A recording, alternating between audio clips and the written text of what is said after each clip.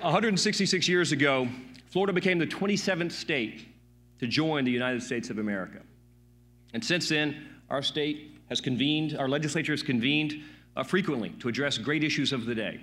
And sometimes, in some years, the issues were unique to Florida. But at other times, like today, they were part of a national, much broader conversation about what's happening in our country. And the challenges we're going to face over the next 60 days are very similar to issues that are going to be discussed in legislatures all over the country, from Hartford to Honolulu. The nationalization of our state politics has emerged as a direct result, ladies and gentlemen, of the crisis that has consumed Washington, D.C. And it is to state the obvious, to say that the federal government has utterly failed in its responsibilities. It's failed miserably. And the political system in Washington is broken. And it spawned a massive, unwieldy bureaucracy that looks at states like we were administrative subsidiaries, not sovereign, independent states like was envisioned in an original federal system of government. And it's created a paralyzing web of entitlement programs, and it is literally beginning to collapse under its own weight and the weight of the promises that it cannot fulfill. And worse yet, in Washington, it has avoided dealing with those problems by spending money we don't have and borrowing money that we have no present tense ability to repay. Think about that. Washington has become addicted to foreign debt. They are like a fiscal heroin addict, debt junkies, and the Chinese government is their main supplier. And throughout all of this, politicians in both parties have utterly failed to do anything about it. And all of that on its own is disturbing enough. But in a federal system of government, what happens at one level of government inevitably translates down into the other layers of government. And so a state like Florida, where we've maintained a responsible, balanced budget, where we've avoided significantly expanding existing entitlement programs. We're a state that has made substantial policy reforms during the last 16 years. We still face the most significant fiscal crisis in our modern history. And although the idea of a federal government implies a division between federal governments and the states, the sad truth is, we have become increasingly dependent on federal money in almost every area of our budget. Healthcare, social services, transportation, the environment, and education are just the high ones. For example, this week the House will take up a bill dealing with unemployment compensation, a program where the state has been forced to act as an administrator for a mandatory federal program. And it's hurting our businesses and preventing people from getting back to work.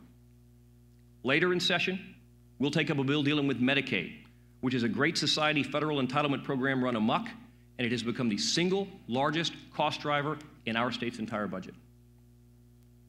But as we consider the challenges posed by these national issues and national policies, we've got to be careful to avoid drawing the wrong conclusion.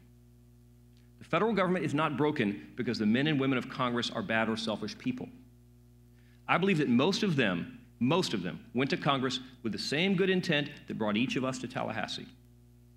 Each of them went to Washington believing that they were going to be the catalyst for change, that they were going to be the person who made the difference. But along the way, something went wrong.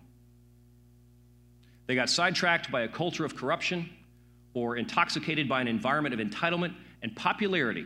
Popularity with voters, popularity with political commentators, popularity with special interest groups became their goal. They measured the merits of their ideas by poll numbers and the success of their initiatives by how many minutes they got on CNN or Fox News. And they chased political trends and they curried favor with special interests. And they forgot, for example, that social services are supposed to lift people out of hard times and not wrap them in a cocoon of dependency. They forgot that when governments step in to protect certain type of businesses, then markets are no longer free. In their desire to not upset special interests, they learned that they could avoid hard truths with creative accounting and convoluted adjustments to their balance sheets, and in their desire to pass a law to solve every problem, which is so tempting, they shrugged off the constitutional restraints on their power, and they traded liberty for government control and statesmanship for sound bites. And you know why all that's so important? Because if we are not vigilant, we will follow Washington down the path that they have created with their good intentions and their bad decisions.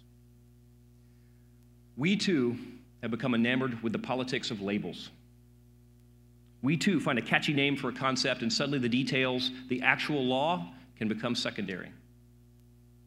The packaging can define the content. Think 8 is enough. The Anti-Murder Act, 3 strikes and you're out. At the end of the day, ladies and gentlemen, we must have more than a slogan. In lawmaking, details matter.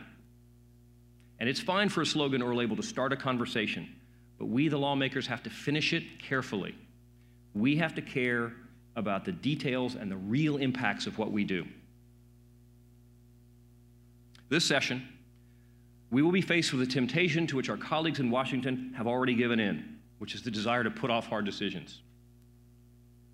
There'll be lobbyists and others promising easy ways to do hard things, and there's no such thing. Fantasies and phantom budget solutions will be traveling the hallways in the guise of waivers and efficiencies, and we will be tempted to balance our budget by reaching up to the federal government to bail us out or by pushing our burdens down on local governments, and we must not do either one. As we move forward to put together this year's budget, I ask all of you to recall this basic truth. You cannot cut government spending without cutting government services. That is reality. This session, in this House, we will be responsible for our own actions.